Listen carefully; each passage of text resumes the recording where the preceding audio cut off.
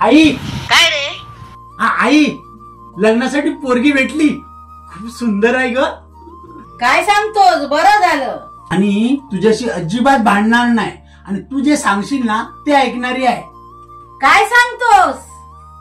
तू भांडलीस ना तरी ती भांडणार नाही. काय? ती काय मुकी आहे काय? हा आई, पण तुला कसं कळलं? ते जाऊन दे, मुकी आहे ना, मग भांडण्याचा प्रश्नच नाही.